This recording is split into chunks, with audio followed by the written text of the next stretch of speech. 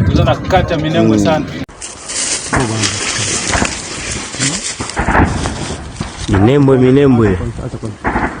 Minembwe, danger, Minembwe. Danger. Hata kwanza.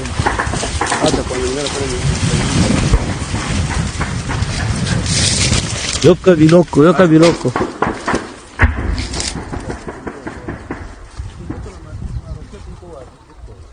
Bon début de semaine à tous, chers téléspectateurs d'Afro Info 243. De bonnes nouvelles vous attendent. Installez-vous confortablement et restez connectés. Les forces armées de la République démocratique du Congo reprennent le contrôle des hauts plateaux. Ce dimanche 14 juin 2026, les forces armées de la République démocratique du Congo, appuyées par les unités spéciales Ibu et les combattants Wazalendo, ont mené une offensive décisive ayant permis la reprise de Minembwe Centre et plusieurs positions stratégiques des hauts plateaux. À Mikenge et dans les zones environnantes, de violents affrontements ont opposé les forces loyalistes à la coalition AFC/M23 et ses alliés Twirwaneho. Selon les premières informations du terrain, plusieurs positions ennemies auraient été abandonnées face à la pression des opérations militaires. Cette avancée marque un tournant important dans la dynamique sécuritaire de la région où les forces armées de la République démocratique du Congo reprennent progressivement l'initiative et réaffirment l'autorité de l'État.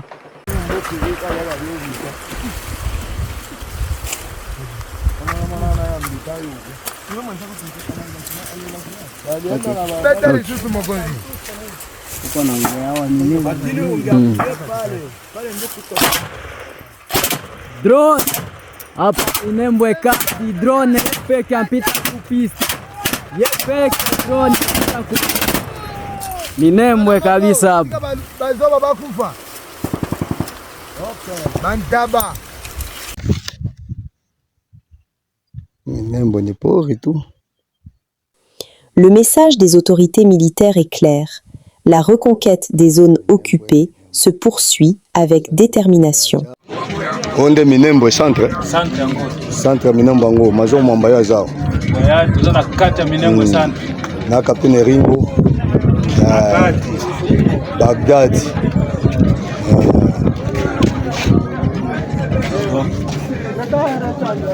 Jackson Peyo Azawa. Muri. Batosu bazaliawa. Tuzana Minembwe centre. Minembwe centre ngo.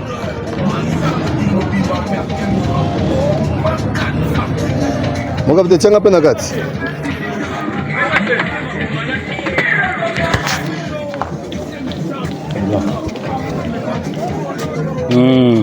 Komanda peme asika yeo toye kutika yao. Minembwe centre. Opération Silisa.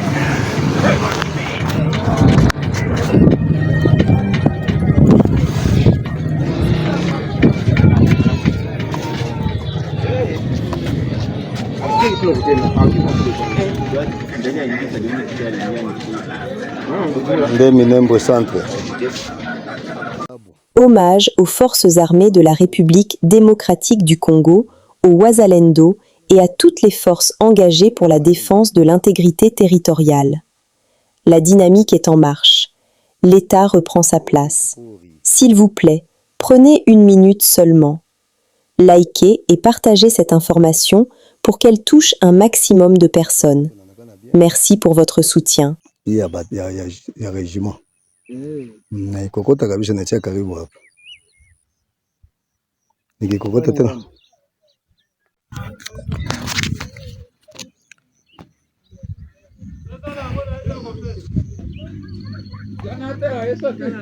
Naona amushini ule wanaenda amushini ule.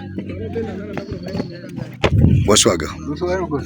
Amushini ule kwenda kushota mai. Boswaga ndeni. Amushenda shota mai kule. Ndio hapa kwa shitu kwa tunakala pamoja ipo. Unaona mwingine hamuna batu. Ni bashoda tu. na raia moya moya. Ona manyumba kisha na baki. Kalombe njoo uko natafuta Kalombe njoo. Akisha za kwa maiboba na kalo mayani. Pori hapa. Mko bien. Mko bien kabisa. Mimi tuko mayani hapa. Kalombe na kalo mayani.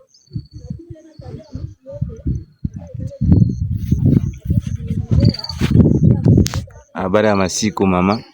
Uko bien? Habari ya bebe? Unaogisi tunakala huko. Baridi mingi sana. Ile fiera mabiti hakuna. Hakuna biti hapa. Hakuna kiti. Ni bulongo tu. Antuka. Hakuna cha kufanya. Ndio tukumbuka kutombea. Ni hatari kabisa. Hizo ma desert moka bien. Hatari kabisa.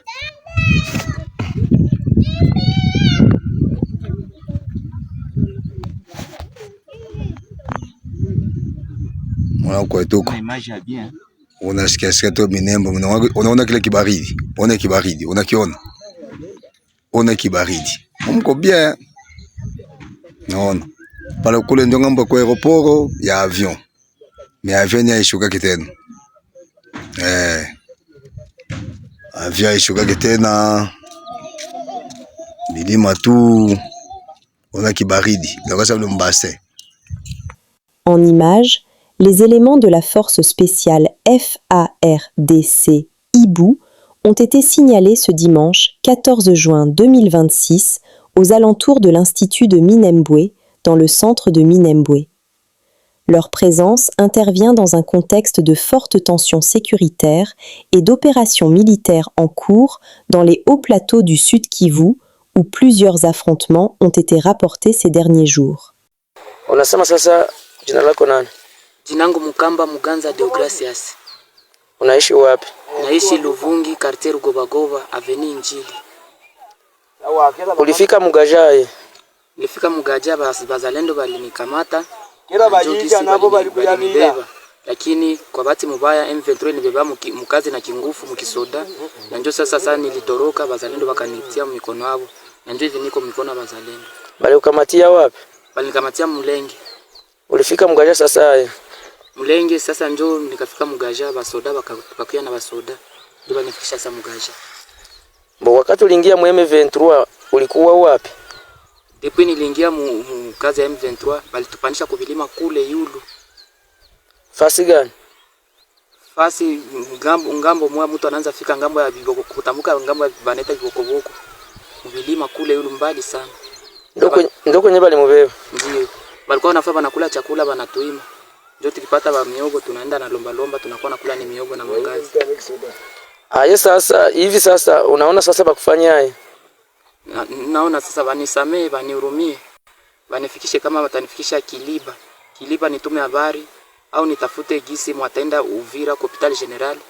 Afike aambie mama Mapendo Basilwangu anaingia mtumika msali dope.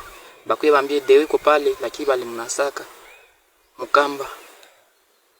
Ndio sasa unaona objectif yako? Objectif yangu ninaona omwe hivi nimero ya mama ipite.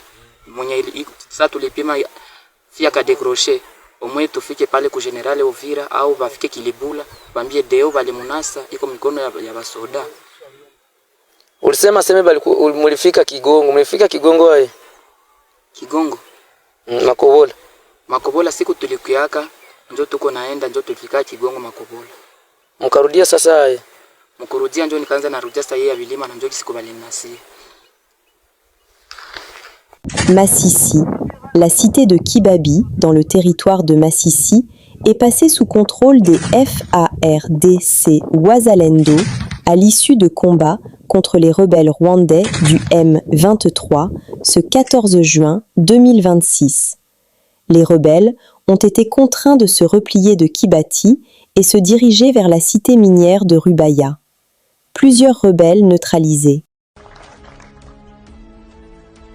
2026, ça sera l'année de l'action.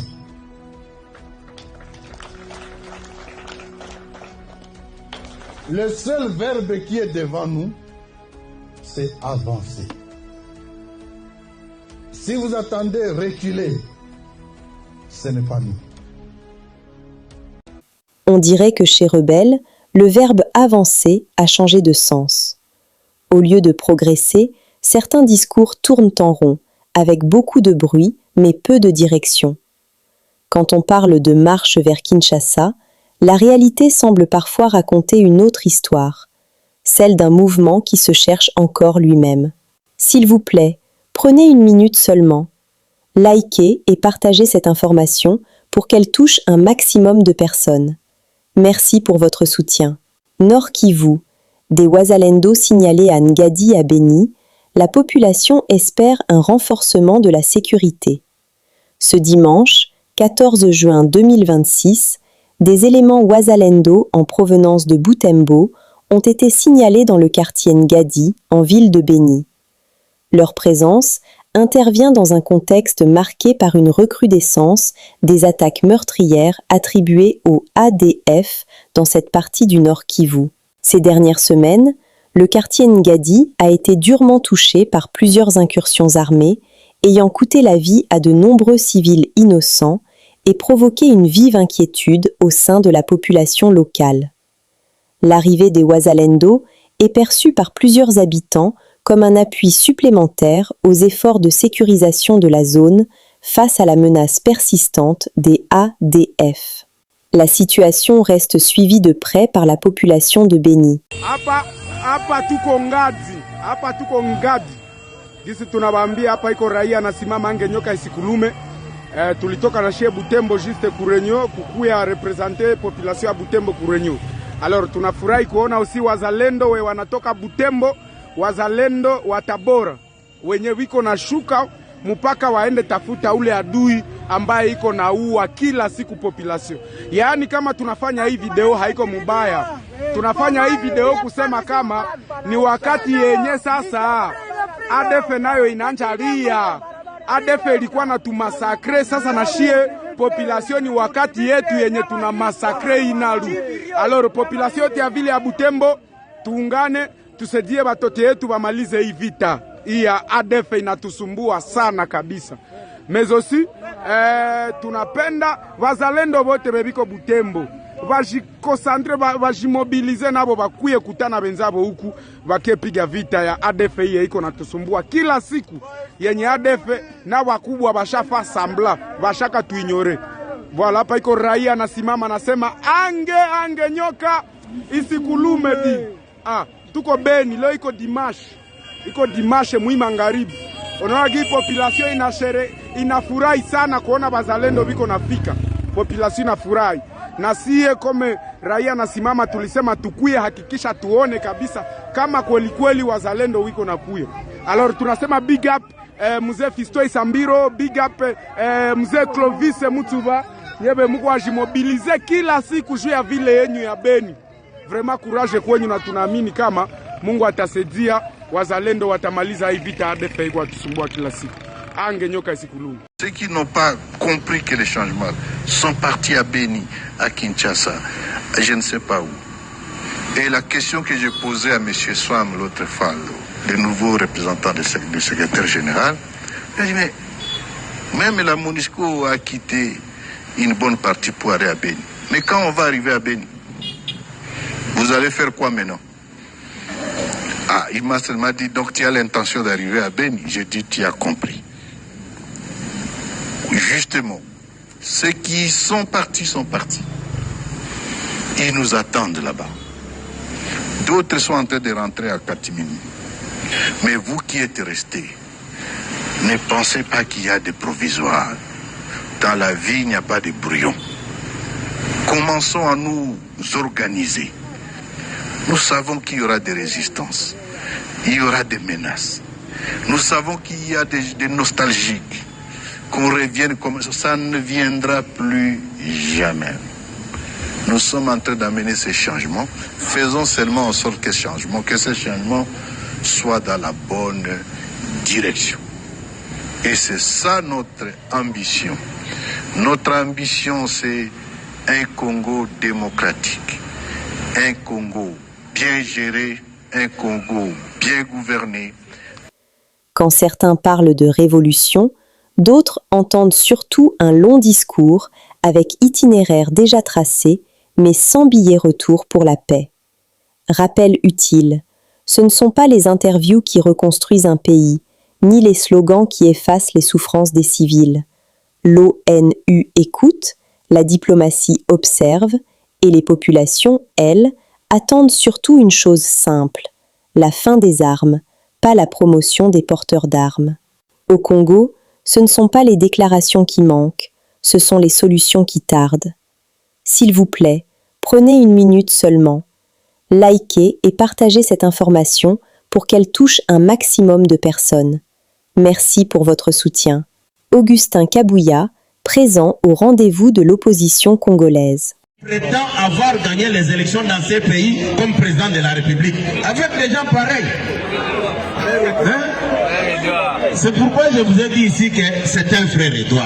Voilà. Moi, j'avais pris mon temps pour fouiller tout ce qu'ils ont monté comme scénario.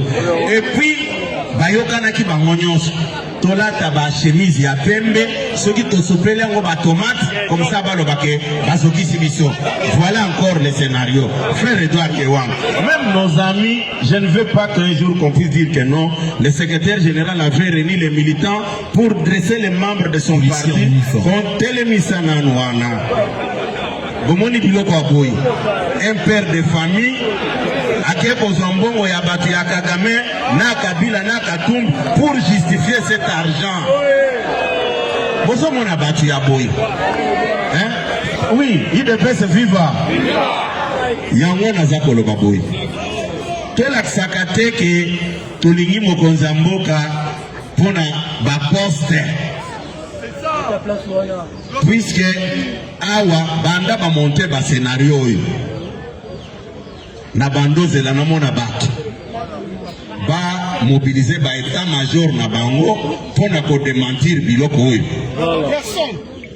batikeli ide presse kaka ye moko akende ko samba makambura ye to ko samba yango puisque nous sommes dans la légalité to gani madame bazanga mawa bazanga mawa bazolia batumbongo IDPS viva bazanga mawa motema mabe frère Edouard zongi sambongo zongi sambongo ya batu IDPS viva. Je pense que ceux qui m'outoyaient quand ils sabino babiloko yo boyebi seka que non bokende ko zongi sambongo ya batu et simbi nangote. Même presque Kagame, Azalina, Kabila, na Katumbi, Balobi, ces gens commencent à nous importuner. Ils n'ont rien fait. Ils ne peuvent se vivre. Bomoni, na vie, hein?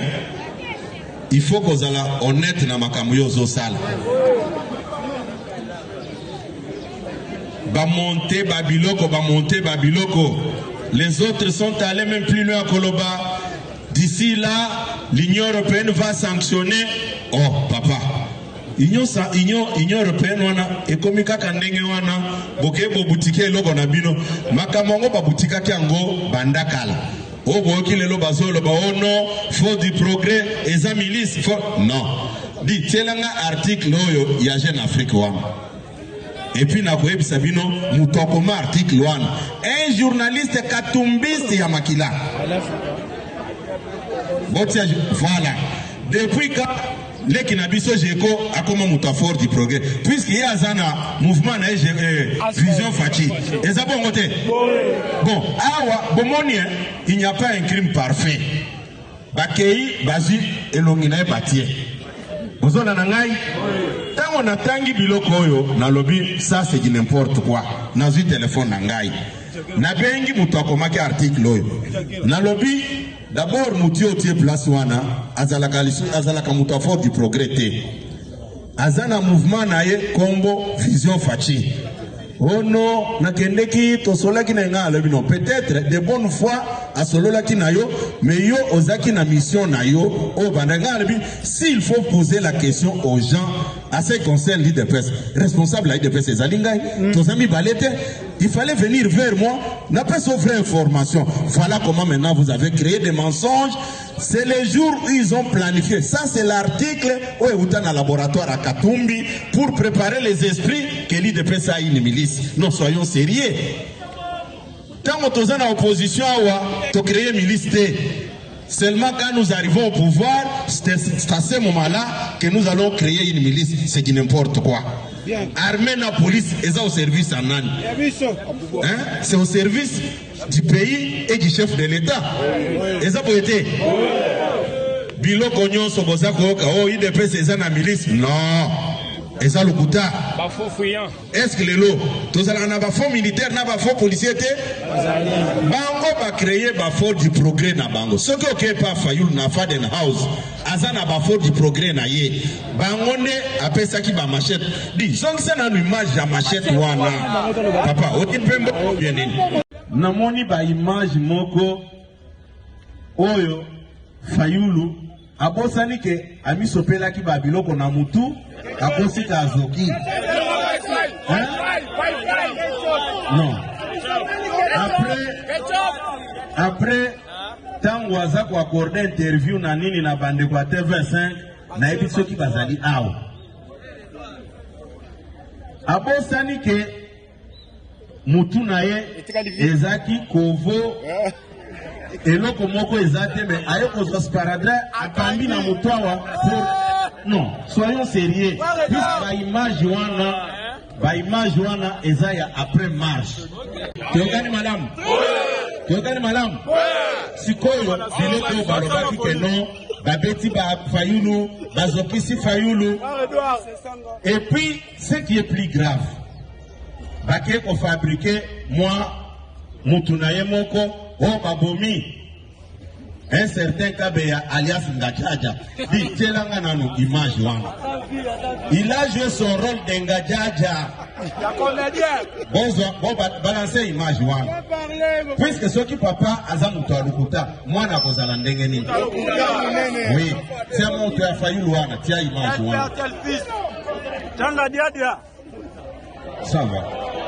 Bon, muto yo balobaki ke babomi wana. Mutu yewana balobaki babomaki sikoyo yewana zana hôpital azolanda basoin même biloko wana c'est toujours du mensonge kobebisa réputation ya bato oh babomi ye oh basali boy il devait se vivre na lobaki puisque moni ba media o elobi wana mingi na linga ko accorder bango interview te pona nini. Puisque les médias au service ya Bakatumbi. Nandenge boyebi bango. Le vrai problème, c'est lequel? Balie Kadame Mbongo Ebele, na Kabila, na Katumbi. Le problème est à niveau nini. Bakosa kiye, il dépend se vivre. Na epsa kibino place wana, le 2 juin, à 23h, quand on a bien ça qui va combattre aux solo. Na ebisa ki binoke ba monter scénario moko. Ba monter scénario pour na ba tumba ba siège ya ba parti politique na bango. Après ba lobake régime nde mutu esali biloko oyo. Il de viva. Mais ndenge to dénoncer ki yango bazanga ki moya kusala yango. Madame, biloko nyonso bomoni balobi oh non, force du progrès. Non, non, eza force du progrès na bango basala. Bozona nangai? Force du progrès ya bango moko. Puisque jour wana awa na ba 23h. Na bande kona biso baza en face ya Kabundo bazali awa. Tango bazo kotsa ba machette na ba bidon ya essence po batumbanda kuna yewana. Na dénonçaki yango na nangai na dénonçaki yango na ebisaki ba autorité o baza ko s'occuper na makambo ya sécurité ba alerter ba service na bango balingi ba sindisa bango touche nde yango bomonaki ba tikaki makambo wana Place oya la kisike babeti ebal.